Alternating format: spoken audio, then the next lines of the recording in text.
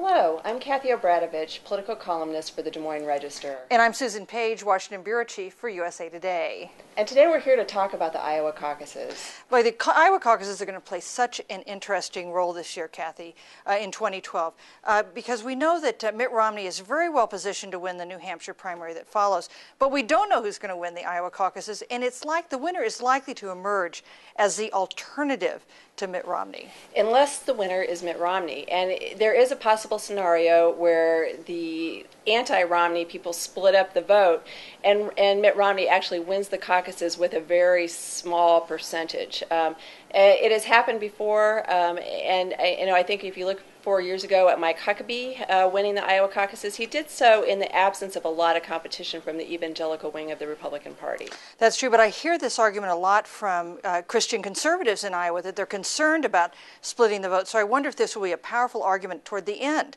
of the process, that the more conservative side of the party, the people who are very concerned about social issues, will want to unite behind one candidate. Yeah, I think they do want to unite behind one candidate, but who to unite behind? I mean, it's very late in the process right now, and people are still very, I think, uncommitted to a particular candidate. You know, Kathy, I started covering the Iowa caucuses in 1980. I've covered, I think, all of the competitive Iowa caucuses since then.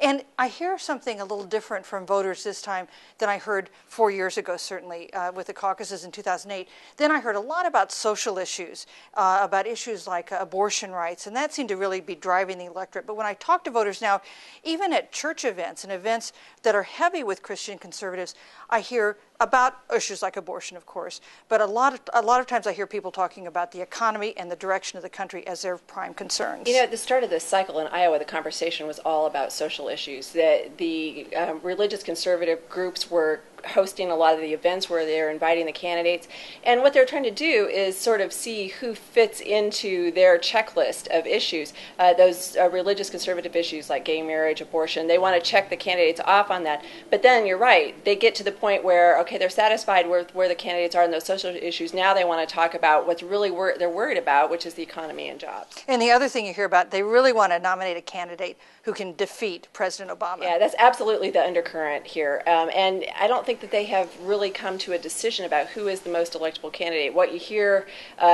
from voters, both from the religious conservative and also the sort of business Republican fiscal conservative side, is that everybody has a drawback. When we talk to voters in other states other than Iowa, you hear a certain resentment of the Iowa caucuses because they play such an important role in the process of nominating a president.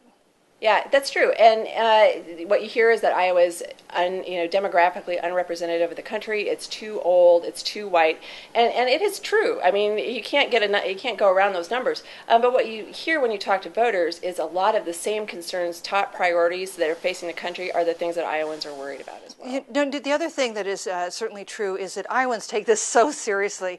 I've spent some time in Florida this year. Florida will have an important primary a little later in the process, and often you talk to voters, they're not tuned in, they're not listening to the debates, they haven't thought a lot about the candidates.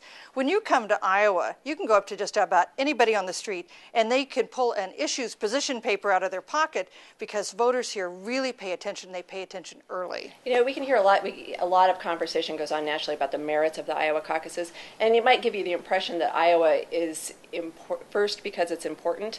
Actually, it's the other way around. It's important because it's first. Iowa has a really good thing going. It's determined to stay there whether people like it or not. I bet that's right, Kathy.